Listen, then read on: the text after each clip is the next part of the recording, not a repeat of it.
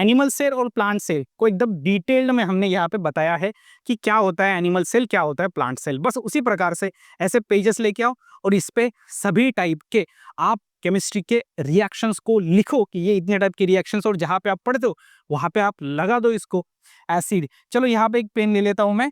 देखो ये जो है चैप्टर्स के जो मार्क्स है ना, याद रखिए ये विथ ऑप्शन है, विथ ऑप्शन। गलत क्या सही क्या मुझे ना पता है, तुम्हें अगर पता हो बता देना। अभी हालत कुछ आपकी ऐसी है, क्लास 12 में जो भी सारे स्टूडेंट्स पढ़ रहे हैं उनको केमिस्ट्री में समझ में नहीं आ रहा कहाँ से पढ़े, कहाँ से खत्म करें और कौन से इंपॉर्टेंट चैप्टर्स है और कैसे हम केमिस्ट्री को 100 घंटे के अंदर कवर कर सकते हैं।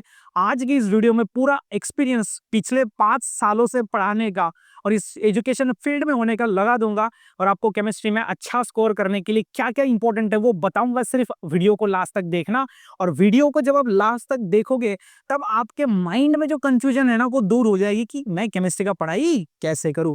देखो कुछ चीजें आपके लिए बनाई है, ये एक पेज है, ये एक पेज है, उसके बाद ये जो सबसे इंपॉर्टेंट है, जो कि आपका केमिस्ट्री में मोस्ट इंपॉर्टेंट चैप्टर, जिस थंबनेल पे क्लिक करके आपने ये वीडियो शुरू किया है। देखो मोस्ट इंपॉर्टेंट चैप्टर्स ऐसा है कि जो 100% फॉलो होते हैं, आपको पता है, क्योंकि ये जो सारा वेटेज है ये दिया है महाराष्ट्र स्टेट बोर्ड ने, और वो वेटेज हर साल फॉलो होता है। जैसे आपका सिलेबस बड़ा है, 2019 में बदला था सिलेबस, तो वहां से जो भी सारा पेपर पैटर्न भी वहां पे चेंज हुआ, और उस हिसाब से ये जो वेटेज दिया गया है एक ऑफिशियल वेबसाइट से ये वेटेज उठाया गया है जो महाराष्ट्र बोर्ड की है। सबसे पहले तो हम ये देख लेते हैं कि मोस्ट इंपॉर्टेंट चैप्टर्स केमिस्ट्री के कौन से हैं जो ज्यादा मार्क्स देते हैं, और जो कि ऑप्शन के साथ यहाँ पे हम मार्क्स देखने वाले हैं। देखो सबसे पहला ये यहाँ पे आप देख सकते हो बिल्कुल, मतलब कि देखो ना यहाँ पे क्या है, ये किंग वाले चैप्टर्स, किंग चैप्टर्स। सबसे पहला चैप्टर नंबर 2 सॉल्यूशन, उसके बाद चैप्टर नंबर 3 आयोनिक इक्विलिब्रिया, उसके बाद चैप्टर 4 केमिकल थर्मोडायनामिक्स, उसके बाद chapter 5 electrochemistry, chapter 8 transition and inner transition element, और chapter 12 aldehyde ketone and carboxylic acid. चलो यहाँ पे एक पेन ले लेता हूं मैं। देखो ये जो है चैप्टर्स के जो मार्क्स है ना, याद रखिए ये विथ ऑप्शन है, विथ ऑप्शन, विथ ऑप्शन। अगर आपको पता नहीं है तो याद रखो कि आपका जो section B, C and D, देखो 4 सेक्शन होते ए बी सी डी, तो बी सी डी मतलब तीसरा दूसरा और चौथा, तो ये जो सारे सेक्शन है बी सी डी, इसमें और क्वेश्चंस होते हैं। बी में होते हैं 12 में से 8 सॉल्व करो, सी में होते हैं 12 दिए जाते हैं 8 ही सॉल्व करने हैं, और जो सेक्शन डी होता है उसमें 5 दिए जाते हैं 3 सॉल्व करने पड़ते हैं। तो मतलब वहां पे और में क्वेश्चंस होते हैं, तो वो याद रखिए। तो विथ ऑप्शन मतलब सॉल्यूशन, इस क्वेश्चन आप बनेंगे सॉल्यूशन पे चैप्टर पे विथ ऑप्शन 6 मार्क के बनेंगे, ठीक है। उसका वेटेज वैसा कम है, लेकिन विथ ऑप्शन जो है वो जो है वेटेज बढ़ जाता है, क्योंकि आपको पता है आपका क्वेश्चन पेपर जो है उसमें 70 मार्क के क्वेश्चन होते हैं, लेकिन विद ऑप्शन वाले एक्स्ट्रा क्वेश्चन होने के कारण वो क्वेश्चन पेपर जो होता है वो आपका 100 मार्क का होता है। याद रखिए 100 मार्क का बन जाता है, लेकिन आपको तो 70 ही सॉल्व करने, हाँ या ना, हाँ। लेकिन चैप्टर ये आपका जो होगा सॉल्यूशन, इस पे 6 मार्क के सवाल बनते हैं विद ऑप्शन। उसके बाद ये यहाँ पे 6 मार्क, यहाँ पे 8 मार्क, यहाँ पे 7 मार्क, यहाँ पे 8 मार्क, यहाँ पे 8 मार्क, टोटल अगर करेंगे तो कितना आ जाएगा 43। तो ये ऐसे चैप्टर है जो आपको छोड़ने ही नहीं है। सबसे पहले ये चैप्टर करो, कुछ करो या ना करो, लेकिन सबसे पहले ये चैप्टर्स। अगर आपको लगता है कि मैं पढ़ाई करूँ कहाँ से शुरू करूँ, तो ये 6 चैप्टर्स करने ही करने हैं आपको, याद रखिए, क्लास 12 केमिस्ट्री में अच्छा स्कोर करने के लिए। अब देखो ये जो आपको 43 मार्क्स मिलेंगे, इसमें आप प्रैक्टिकल के 30 मार्क्स ऐड कर दो तो हो जाएंगे 73 मार्क्स 100 में से। सर बहुत बढ़िया मार्क्स है, लेकिन याद रखिए इसमें भी चीजें हैं कि प्रैक्टिकल के मार्क्स आपको आउट ऑफ मिलेंगे क्या, पहला क्वेश्चन खुद से पूछिए। दूसरा, जो और वाले क्वेश्चंस आपको देखने को मिलेंगे सेक्शन बी, सी और डी के अंदर, वही अगर पूछे गए तो आप वहां पे कट कर सकते हो क्वेश्चन। समझ में आया कि नहीं? हाँ सर, मतलब सपोज अगर करते हैं कि हमें टोटल 12 क्वेश्चन है आपके सेक्शन बी के अंदर, ठीक है। तो बी के अंदर जो 12 क्वेश्चन है उसमें ये जो आपका सॉल्यूशन है उसके क्वेश्चन ज्यादा आनी चाहिए, तब जाके दूसरे चैप्टर के क्वेश्चन हम वहां पे कट कर सकते हैं। समझ में आ रहा है कि नहीं मैं क्या बोल रहा हूँ? हाँ, तो वो एक सारी चीजें हैं। उसके बाद जो भी आप लिखोगे वो एक्यूरेट लिखना पड़ेगा, क्योंकि जितने मार्क्स का आप पेपर लिखते हो उतने मार्क्स आपको मिलते हैं क्या? नहीं मिलते, क्योंकि उसमें आप 4 मार्क का लिखते हो 3 मार्क मिल जाते हैं, आप 2 मार्क का लिखते हो 1 मार्क मिल जाता है, और आप 1 मार्क का लिखते हो तो 0 मार्क्स मिल जाता है। तो ये दिक्कत है। आप पेपर प्रेजेंटेशन कैसे कर रहे हो, क्या आप सही में जो चीजें हैं वही लिख रहे हो या फिर घुमा फिरा के लिख रहे हो।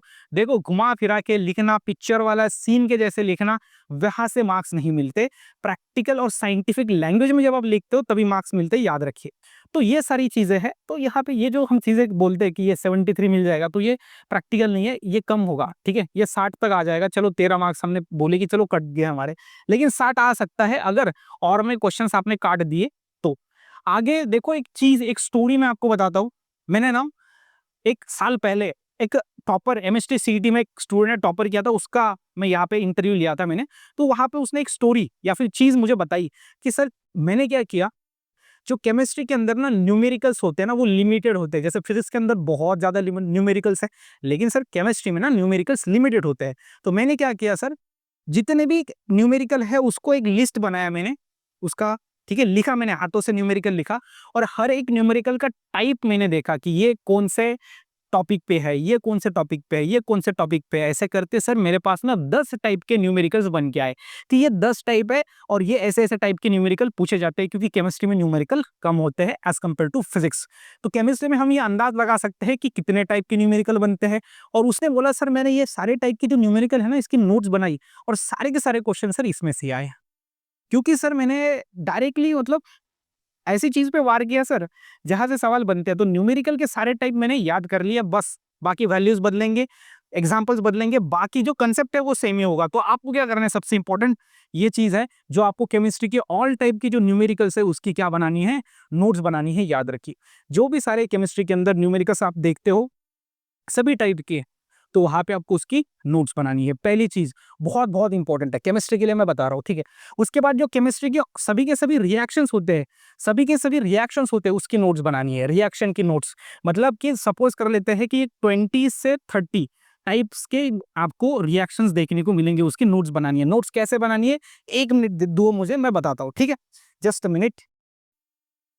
देखो, ये मेरे पास एक चीज आपके लिए बना, मतलब मैं हमारे स्टडी के लिए बनाई है। ये देखो, जैसे ये, ठीक है, एनिमल सेल और प्लांट सेल को एकदम डिटेल्ड में हमने यहाँ पे बताया है कि क्या होता है एनिमल सेल, क्या होता है प्लांट सेल। बस उसी प्रकार से ऐसे पेजेस लेके आओ, और इस पे सभी टाइप के आप केमिस्ट्री के रिएक्शंस को लिखो कि ये इतने टाइप के रिएक्शंस, और जहाँ पे आप पढ़ते हो वहाँ पे आप लगा दो इसको। तो क्या होगा, आपके माइंड को पता लगेगा कि ये 25, ये 30, ये 22 टाइप के न्यूमे आपकी केमिस्ट्री के अंदर रिएक्शंस है, और ये ऐसा ऐसा ही, इसमें ये बाय प्रोडक्ट निकलता है, इसमें ये रिएक्टेंट होता है, इसमें ये प्रोडक्ट होता है। सब कुछ आसान भाषा में समझ में आ जाए जब आप सारी सारी के सारी रिएक्शंस को कंपैरिजन के फॉर्म में पढ़ते हो तो, ठीक है। बाकी ये मैंने आपको बताया, न्यूमेरिकल्स का भी आपको एक नोट्स बनाना है, ठीक है। इसको चलो नीचे रख देते हैं।